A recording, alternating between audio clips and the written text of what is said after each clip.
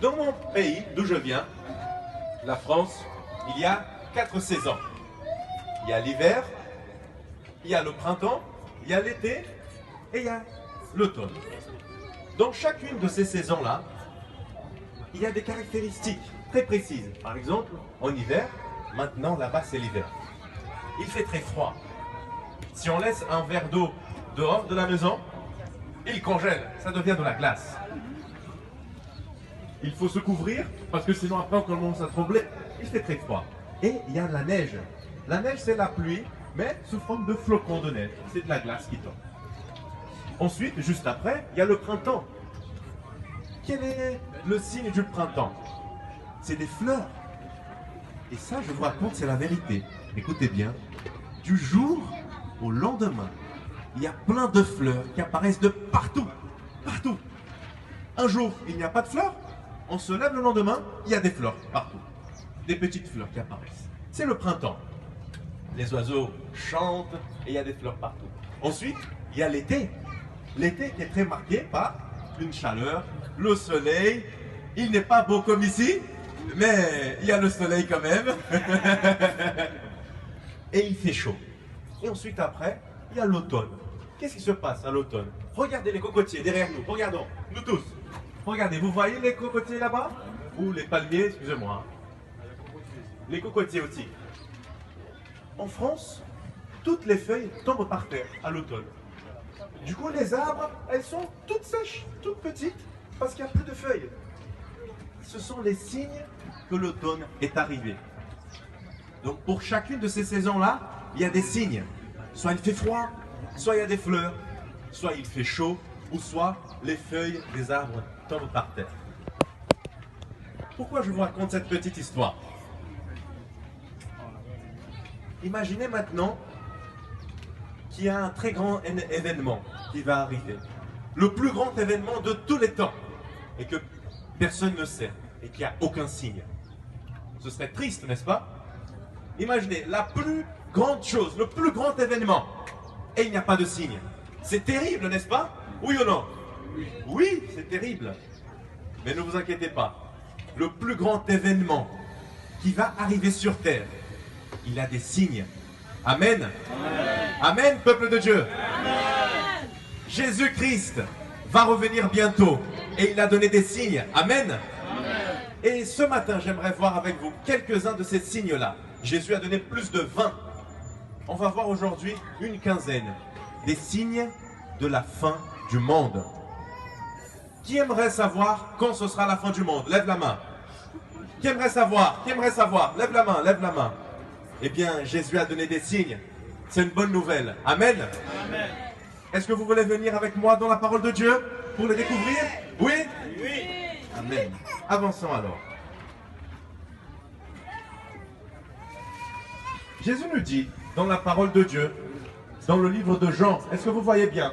Jean 14, que votre cœur ne se trouble point. Je reviendrai. Les disciples ont demandé à Jésus, mais dis-nous, quand est-ce que cela va arriver? Quel sera le signe? Pensez bien au signe. Je vous ai raconté les fleurs du printemps, le froid de l'hiver. Les disciples demandent quel sera le signe de ton retour, de ton avènement. Jésus a montré des signes à petite échelle qui allaient se passer juste après, dans le temps des disciples, mais aussi des signes qui vont avoir lieu dans les temps de la fin, en très grosse échelle, partout dans le monde. Nous verrons ces signes-là qui vont augmenter de fréquence. Ils vont arriver beaucoup plus souvent et ils seront beaucoup plus grands. Aujourd'hui, nous allons voir 15 de ces signes-là. Vous êtes prêts pour le premier? Oui. Il est juste derrière moi. Qu'est-ce qu'il est écrit? De faux Christ et des faux prophètes. Tiens. Des faux Christ et des faux prophètes vont venir. Et nous, on voit ça en Matthieu 14. De faux Christ et de faux prophètes s'élèveront. Et ce signe, il est très visible en Afrique. J'étais en train de faire quelques petites recherches. Est-ce que vous avez déjà entendu parler de quelqu'un qui dit qu'il est le Christ? Monsieur. Oui? Oui. J'ai fait une petite recherche. Au Nigeria, il y avait un monsieur, Jésus du Ninibo. il avait 12 disciples et il avait dit qu'il avait ressuscité des morts. Au Ghana, il avait le Jésus de Juwulio. Lui aussi prétend être ressuscité des morts. Au Kenya, il y avait le Jésus de Nairobi.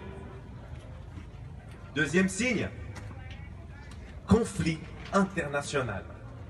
Des guerres, des conflits qui apparaîtront. Jésus nous dit en Matthieu 24, dans la parole de Dieu, vous entendrez parler de guerre et de bruit de guerre. Une nation s'élèvera contre une nation et un royaume contre un royaume. Regardez cette image. Un grand char de guerre. Il y aura des guerres universelles, des conflits à l'échelle planétaire. Et ceci a été prévu par Jésus dans la parole. Hier, nous avons vu comment la parole de Dieu a prévu les grandes nations du monde, les grands empires mondiaux. Aujourd'hui, nous voyons à nouveau comment la parole de Dieu a prévu tous ces signes-là. Souvenez-vous, durant le siècle dernier, il y a eu la Première Guerre mondiale. Regardez la quantité de morts. 20 millions de morts. 20 millions de personnes mortes. Est-ce que vous savez combien de personnes habitent en Côte d'Ivoire aujourd'hui? Quelqu'un peut m'aider? Oui. Combien de millions? 22 millions d'habitants. 22 millions d'habitants. 22? Waouh, c'est un grand peuple. Mais maintenant, imaginez, dans une seule guerre, la Première Guerre mondiale, 20 millions de personnes sont mortes. C'est presque la Côte d'Ivoire tout entière qui disparaît. C'est terrible, n'est-ce pas? À la Deuxième Guerre mondiale, c'était encore plus de gens. 50 millions de personnes ont trouvé la mort. Jésus expliqua à ses disciples, on voit dans Luc chapitre 21-25, et sur la terre, il y aura de l'angoisse chez les nations, qui ne sauront que faire au bruit de la mer et des flots.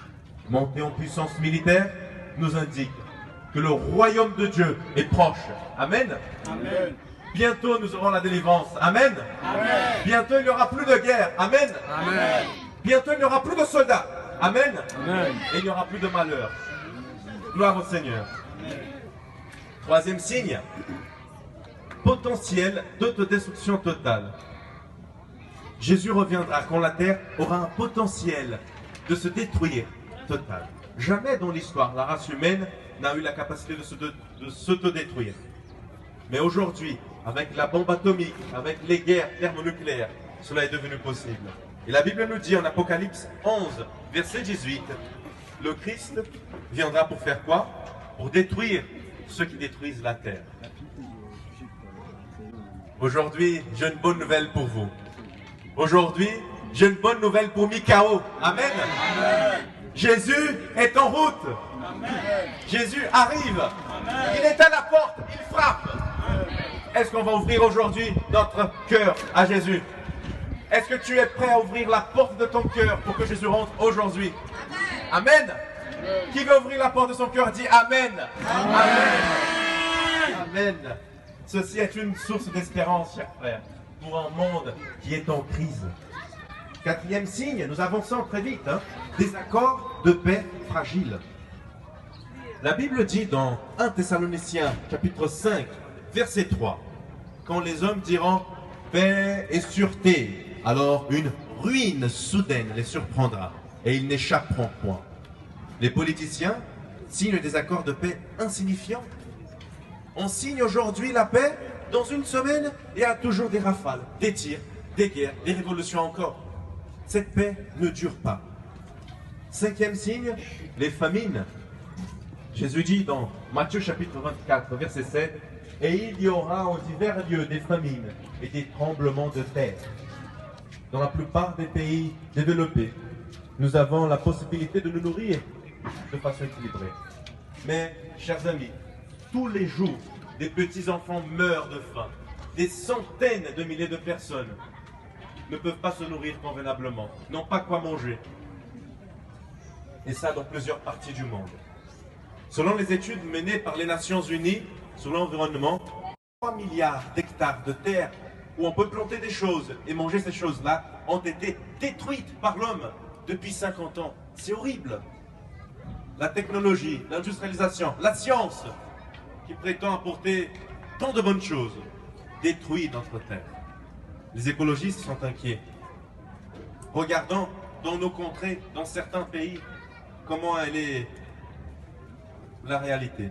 L'Institut World Watch dit, le monde entier vit en retenant son souffle, essayant de suivre d'une récolte à l'autre. Sixième signe, les pestes. Matthieu 24, 7 nous dit, et il y aura des famines et des pestes et des tremblements de terre en divers lieux. Qu'est-ce que c'est que la peste? Le mot original pour peste dans la langue grecque du Nouveau Testament signifie une plaie, une maladie. On pourrait dire des famines et des maladies étranges qui vont arriver. Avant la fin des temps, il y aura l'apparition des maladies étranges qu'on ne connaît pas. Le sida n'est pas le seul fléau sur la terre. On parle de SARS, la maladie de la vache folle, l'antavirus, la grippe du poulet, le virus Ebola, se sont ajoutés à des fléaux très anciens tels que choléra, la grippe, le paludisme, l'hépatite, des maladies vénériennes résistantes aux antibiotiques, à tout médicament, la variole. Tout ceci continue de répandre la mort à des millions de personnes dans le monde. Septième signe, la pollution de l'environnement. Dans Ésaïe chapitre 51, verset 6, il dit, en parlant de la fin des temps, « La terre tombera en lambeaux comme un vêtement. » Essayez d'imaginer un pantalon qui est plus grand que votre jambe, et que vous marchez avec lui. Vous marchez sur le bord. Quelques jours après, le bord sera détruit, n'est-ce pas? Déchiré comme en lambeaux. Et bien, c'est ce que le prophète Ésaïe nous dit. La terre sera comme ça, comme ce bord-là du vêtement, à la fin. La terre perd de sa fraîcheur. Elle ne conserve pas son état d'origine. L'air, l'eau, sont-ils purs comme dans le jardin d'Éden? Essayons de penser. La terre, l'air, sont-ils purs? La Bible dit que le Christ détruira ceux qui détruisent la terre, ceux qui détruisent par la pollution, ceux qui détruisent par l'appât du gain, ceux qui détruisent par le nucléaire. Souvenons-nous du sommet de l'environnement à Rio de Janeiro, sous l'enseigne « Sauvons la terre ». Si l'on y prend garde, plusieurs de nos habitudes altéreront le monde dans lequel nous vivons, notre façon de vivre, de consommation, de telle proportion que la vie, telle que nous la voyons aujourd'hui, ne pourra pas continuer. Les scientifiques nous avertissent au sujet de la mort éventuelle de notre planète. Et très bientôt, et il y a quelques temps, nous entendions parler du réchauffement climatique. Les grandes réunions qui ont lieu en France, à Paris. Les hommes s'inquiètent de l'air, de l'eau, de la nourriture qui nous entoure. Il est évident, notre planète souffre. Notre planète est sur le bord de sa destruction, en train de se détériorer. Huitième signe, toujours dans ce même verset de Matthieu 24, des tremblements de terre. Nous lisons, il y aura en divers lieux des famines et des tremblements de terre. Regardez avec moi maintenant une petite vidéo d'un tremblement de terre. Regardez.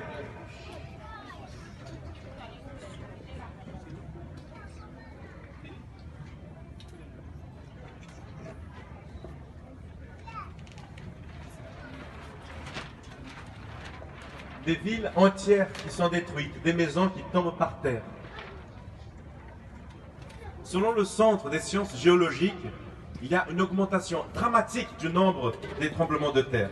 Chaque année, environ 6000 grands tremblements de terre ont lieu dans le monde. C'est énorme, n'est-ce pas? Dans les 90 dernières années, il y a eu 1,5 million de personnes tuées dans des tremblements de terre. Tremblement de terre, c'est l'une des calamités les plus dévastatrices qu'une personne puisse subir. Est-ce qu'ici en Côte d'Ivoire, il y a déjà eu un tremblement de terre? Non? Disons gloire au Seigneur. Gloire au Seigneur. Gloire au Seigneur. Gloire au Seigneur. Moi, j'ai connu des personnes qui ont vécu des tremblements de terre. Imagine, tu es chez toi, tu es couché sur ton lit, et tout à coup, les murs commencent à bouger, et puis le toit te tombe dessus. J'ai connu des personnes qui ont vécu cela, et j'ai des amis qui sont partis aider des personnes dans certains pays d'Asie. C'est horrible, chers amis. Donnons gloire à Dieu parce que Côte d'Ivoire a été protégée en cela. Amen. Amen. Neuvième signe, bouleversement dans la nature. Jésus a enseigné qu'il y aura une augmentation des catastrophes naturelles de toutes sortes. À nouveau, dans la parole de Dieu, nous lisons de grands tremblements de terre, et en divers lieux des pestes, des famines. Il y aura des phénomènes terribles et de grands signes dans le ciel. Et sur la terre, il y aura de l'angoisse chez les nations qui ne sauront que faire au bruit de la mer et des flots. Augmentation d'autres catastrophes naturelles. Sans doute on peut inclure les tornades, les ouragans, les tsunamis. 10e signe, le déclin moral. Jésus dit qu'il y aura une détérioration de la morale dans la société. Les enfants ne respecteront plus les parents. Les jeunes hommes n'écouteront plus leur mère. Ils préféreront les plaisirs du monde au lieu de venir à l'église louer le Seigneur. Ils préféreront aller dans des bars, boire et faire n'importe quoi au lieu d'aider les autres, au lieu de faire le ménage à la maison, au lieu d'étudier, au lieu de travailler. Elle est où la morale dans notre société aujourd'hui? Quand on allume la télé, qu'est-ce qu'on voit? Des gens qui fument, des gens qui boivent, des gens qui font n'importe quoi, des gens mal habillés, des gens immoraux. Où est-ce qu'on va, chers amis?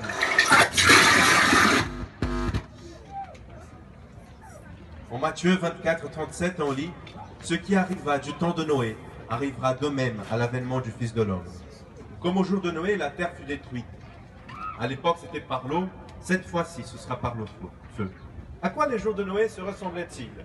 La Bible dit que le mal était si profondément enraciné dans l'humanité que l'Éternel se repentit d'avoir fait l'homme sur la terre. Il y avait des méchancetés, du crime, de la violence. C'est cela, les jours de Noé. Puis le déluge vint, et Dieu dit, ça suffit. La terre sera jugée par le ciel. Il y a des limites, chers amis, que l'homme ne peut pas dépasser. Dieu laisse l'homme aller jusqu'à une certaine limite. À partir du moment où il la dépasse, Dieu dit, ça suffit, on arrête maintenant. Pensons, on n'a pas besoin d'aller loin. Pensons à la semaine dernière. Est-ce que vous avez suivi les journaux, les magazines? Combien de crimes ont-ils eu lieu? Combien de personnes ont été assassinées à Abidjan? Combien de personnes ont été volées? Des magasins braqués? Il y a une augmentation horrible des crimes. Et bientôt, Dieu va venir et va dire, ça suffit. Amen. Amen. Amen. Amen. Alléluia. Amen. Car le Seigneur, il vient mettre une fin à ces hommes méchants qui font le mal sur la terre.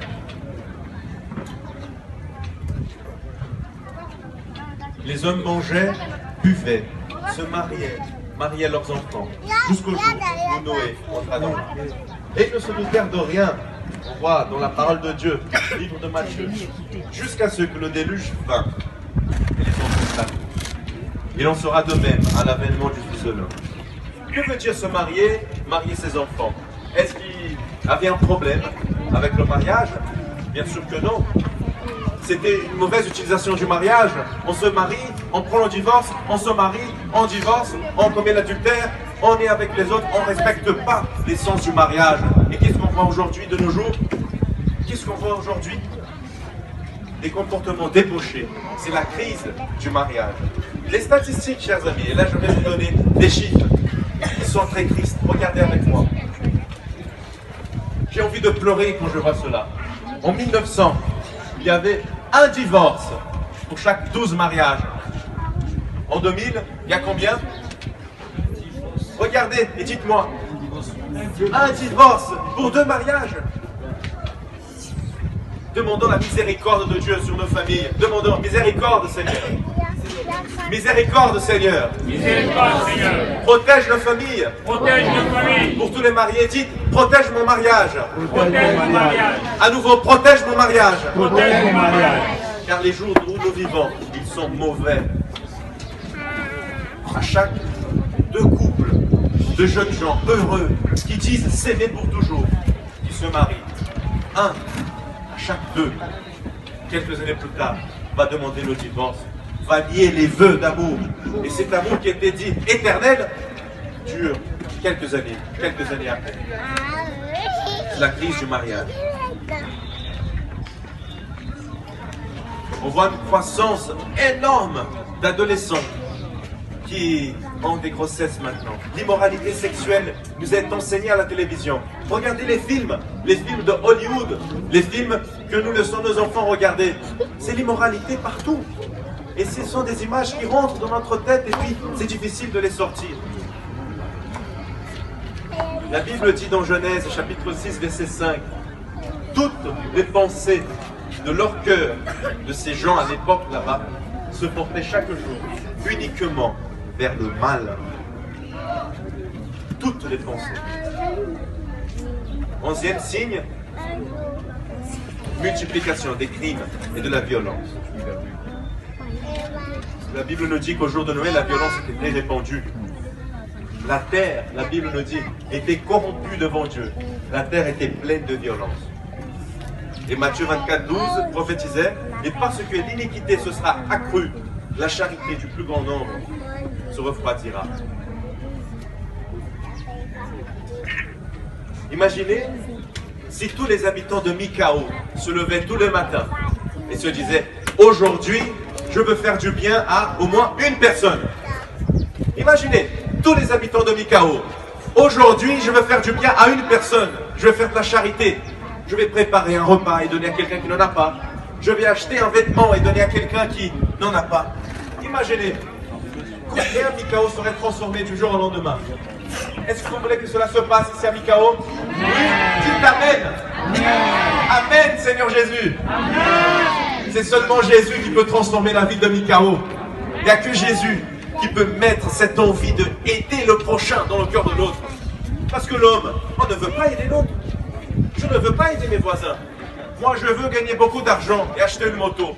Moi, je veux gagner beaucoup d'argent et acheter une belle voiture. Pouvoir montrer aux autres que je suis puissant. Je veux acheter un nouveau portable. Je veux acheter un nouvel ordinateur. Mais aider les autres, je n'ai pas envie d'aider les autres. C'est ce que l'homme veut. Mais seulement quand tu as Jésus dans ton cœur, que tu as envie d'aider l'autre. Seulement quand tu as Jésus dans ton cœur, tu as envie de partager ton pain. Amen. Amen. Parlons de ce Jésus aux autres. Partageons-le. 12e signe, une attitude sceptique. Souvenez-vous de la prophétie de Jésus dans Matthieu chapitre 24, verset 39.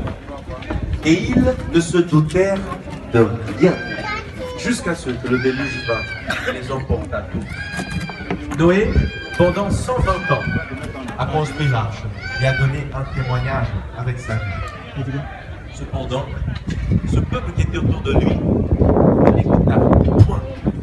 Est-ce que vous avez déjà essayé de parler de Jésus à quelqu'un et cette personne n'a pas voulu écouter? Oui ou non? Oui. Est-ce que ça vous est déjà arrivé? Oui. Ça m'est déjà aussi arrivé en France, avec beaucoup d'amis. J'étais à l'école et puis pendant la récré, je disais à mes camarades que je croyais en Dieu, que je lisais la Bible. Et puis, il y en avait qui écoutaient, mais il y en avait d'autres qui arrivaient et disaient, ah bah toi tu crois en Dieu, tu crois que c'est Dieu qui a créé la terre. Mais c'est pas vrai, t'es pas un bon étudiant.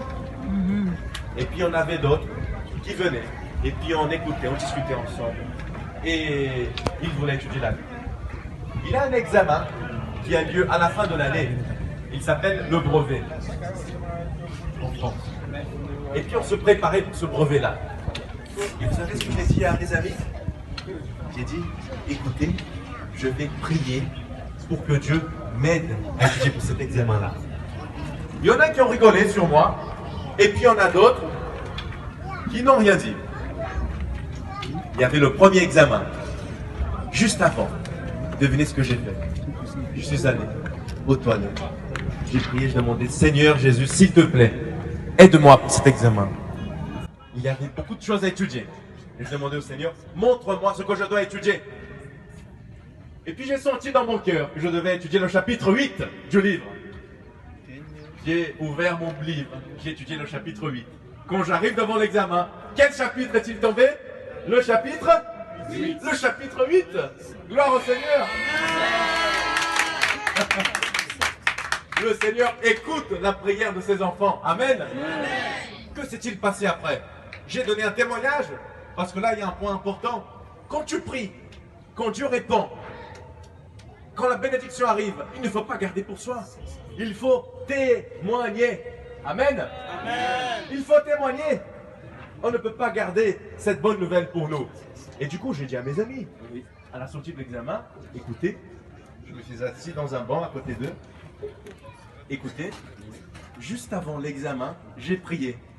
Et j'ai demandé à Dieu de me montrer quel chapitre étudier. Dis donc. Et vous savez ce qu'il a répondu? Non. Mais dis donc. Et oui. Et puis j'ai dit c'était le chapitre 8 et c'est tombé sur ça. Et alors là, j'avais d'autres camarades qui n'avaient pas voulu m'écouter. Et puis ils étaient sceptiques, ils disaient ah bon, ça c'est vraiment arrivé? Faut voir la note. La note est arrivée, j'ai eu une bonne note. Du coup, le lendemain, il y avait un deuxième examen. C'était l'histoire maintenant. Et puis je m'approche de la salle, je dis ah Gabriel, il faut prier. Je me dirige à nouveau vers les toilettes pour prier là-bas. Et puis, qu'est-ce que je vois? Des amis musulmans, des amis qui étaient athées et des amis pas croyants qui sont venus vers moi. Et on dit Gabriel, on veut prier avec toi. On veut prier avec toi. Amen. Car ton Dieu, il répond les prières. Amen. Et on est rentrés tous dans les toilettes. Tous. Et nous avons prié ensemble au nom de Jésus. Amen. Et le Seigneur a mis à nouveau dans mon cœur ce qu'il fallait étudier. Je les ai dit, en arrivant devant le contrôle, c'était la même chose que nous avions étudié. Amen. Donnons gloire au Seigneur. Car il écoute nos prières. Chers amis, nous avons l'assurance que le Seigneur nous conduit, qu'on nous ouvrons notre cœur et nous prions à Jésus et nous le demandons de nous conduire. Ne soyons pas sceptiques, ne soyons pas des incroyants, croyons en Dieu. Même si parfois on doit renoncer à des études qu'on a faites, si on doit renoncer à nos raisonnements qui essayent toujours d'argumenter, laissons ça de côté. Acceptons Jésus comme un petit enfant. Jésus dit, le royaume des cieux est à eux. Et ce matin, j'écoutais les enfants chanter ce petit chant-là. Le royaume des cieux est à eux. Pour entrer au royaume des cieux, il faut être comme un petit enfant. Il faut dire non à son égoïsme, non à son égo intellectuel. Et oui, avec humilité, oui Seigneur Jésus, je viens à toi comme un petit enfant. Amen. Amen. Gloire au Seigneur.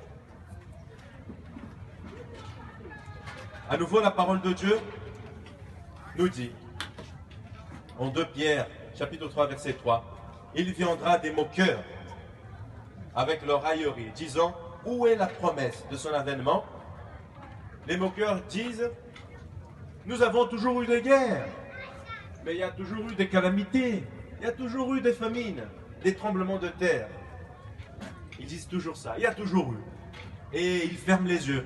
Ils ferment les yeux pour ne pas voir que Jésus est aux portes et que Jésus arrive.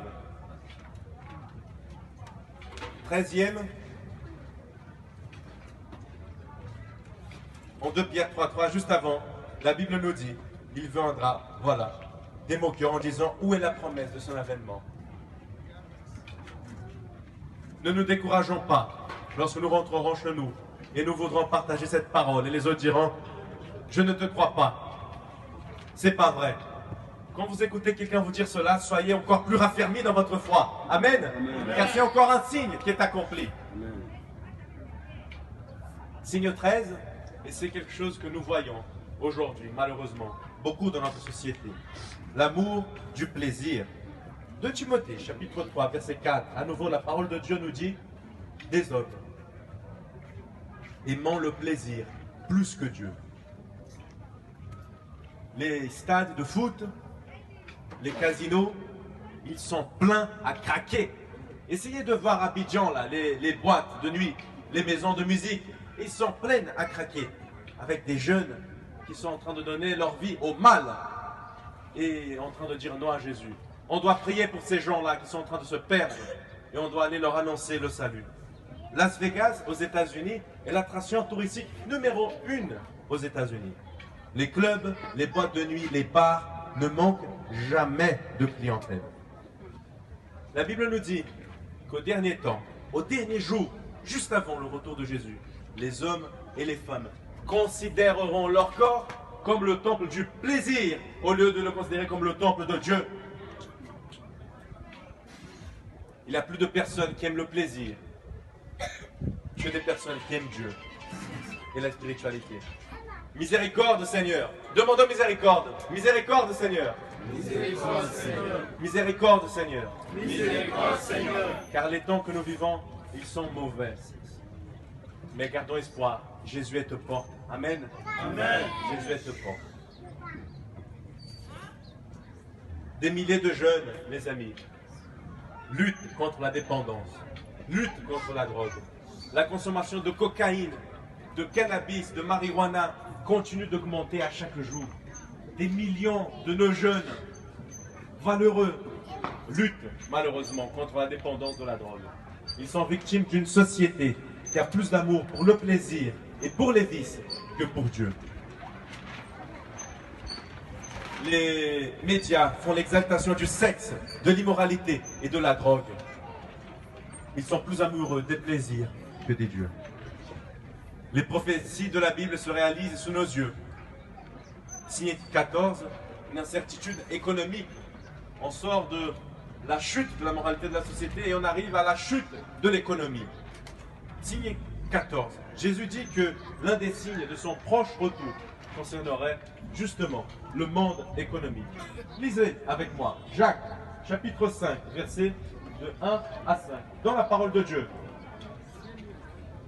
À vous maintenant, riches, pleurez et gémissez à cause des malheurs qui viendront sur vous. Vos richesses sont pourries et vos vêtements sont rongés par la teigne. Vous avez amassé des trésors dans les derniers jours. Voici le salaire des ouvriers qui ont moissonné vos champs et dont vous les avez frustrés. Est-ce que quelqu'un parmi nous aujourd'hui a déjà vu son salaire retenu par son patron? Oui. Est-ce que ça vous est déjà arrivé? Oui. Levez votre main. Des patrons mauvais qui retiennent le salaire. Levez votre main. Je veux voir vos mains.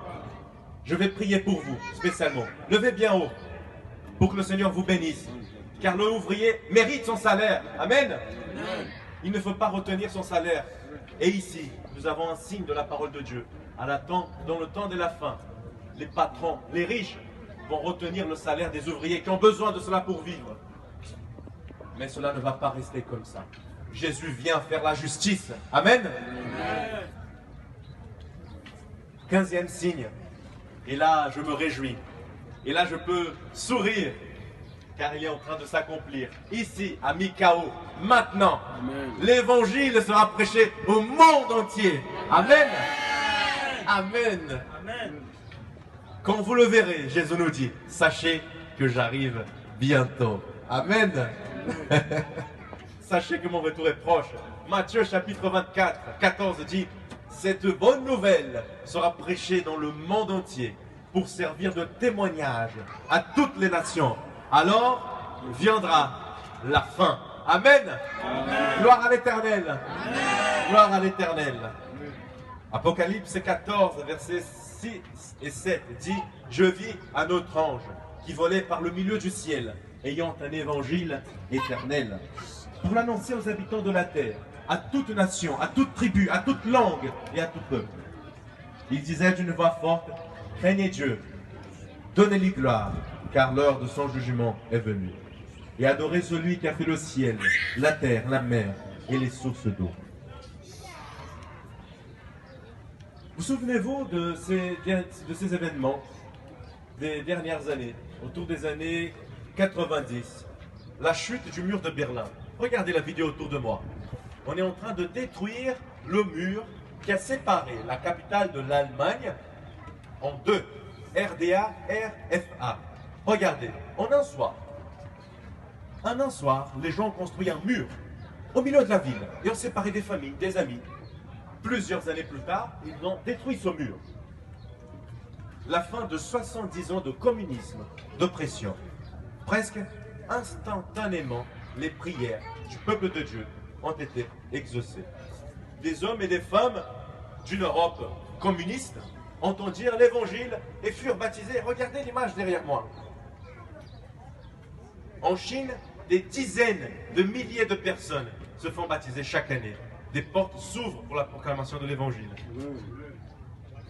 Des gens à Mikao entendent parler de l'évangile. Des gens en France entendent parler de l'évangile. Des gens au Brésil entendent parler de l'évangile. Amen. Gloire à Dieu. l'évangile est prêché. Si on était tous enfermés dans nos chambres, et si on ne communiquait pas, si on parlait à basse voix, Jésus revient bientôt. Est-ce que vous êtes prêts? alors vous pourriez me dire, mais Gabriel, ce signe-là, il n'est pas accompli. On n'est pas en train de prêcher l'évangile. On a peur, en train de se cacher là, en train de parler à voix tout basse. Mais non, on est ici dans la grande place. Et on est en train de prêcher l'évangile avec des enceintes très puissantes. Jésus est au port. Il revient bientôt. Amen. Chers amis, chaque fois que nous perdons un être cher, une maman, un papa, un papy, une mamie, une épouse, un époux, un enfant, nous prions, ô Jésus, reviens bientôt.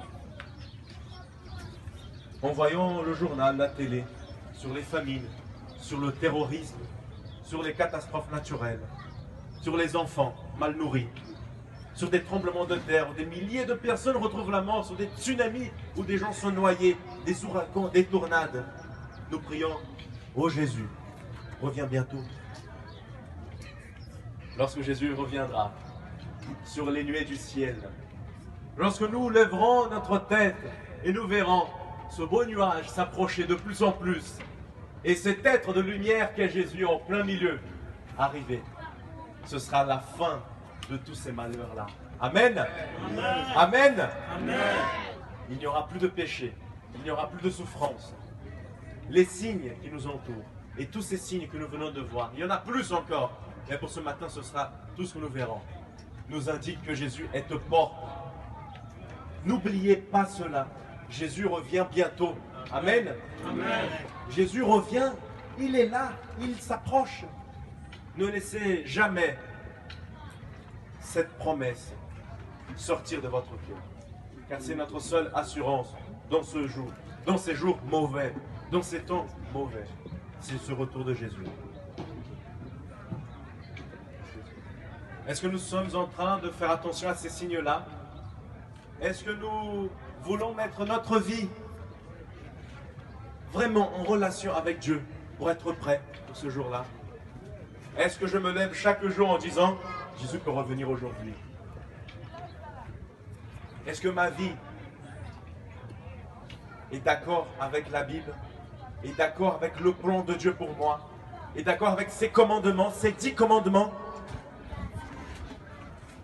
On voit dans Jacques, si on ne respecte pas un des commandements, c'est comme si on ne respectait pas les 10. Est-ce que je vis en attendant le retour de Jésus? Est-ce que vous avez donné votre cœur à Jésus aujourd'hui? Est-ce que vous l'avez invité dans votre cœur? Moi, je veux être dans son royaume. Toi aussi, tu veux être? Oui? Dites un amen très fort, si oui. Amen. Réveillons Mikao. Amen. Amen. Si toi aussi tu veux être dans ce royaume, je t'invite à te lever où tu es maintenant.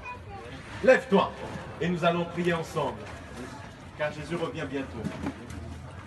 Prions pour que le Seigneur transforme notre vie à l'image de Jésus. Moi, je veux ressembler à Jésus. Et toi, tu veux ressembler à Jésus? Amen. Oui? Amen. Oui? Amen. Prions ensemble. Seigneur, le monde qui nous entoure, la ville qui nous entoure, est en émoi, est en souffrance, est en tristesse, car le mal, Seigneur, le mal est partout. Et les personnes choisissent le mal au lieu de choisir le bien. Seigneur, nous souffrons. La nature souffre, nos enfants souffrent, les animaux souffrent. Seigneur, ce sont les signes que bientôt tu reviendras. Ce sont les signes que bientôt le mal aura une fin. Ce sont les signes que nous sommes dans les derniers jours de ce monde. Seigneur, si je suis levé ici aujourd'hui, si nous sommes levés ici aujourd'hui, c'est parce que nous voulons faire partie de ton royaume. C'est parce que, Seigneur, nous voulons t'inviter à venir dans notre cœur maintenant, Seigneur. Nous ne voulons pas repartir d'ici comme nous sommes arrivés. Nous voulons repartir d'ici avec Jésus dans notre cœur. Et plus que ça, Seigneur, Nous voulons que Jésus transforme notre vie. On ne veut pas seulement dire Amen, Amen, Jésus, et puis rester là-dessus. Non, on veut une transformation complète de notre cœur.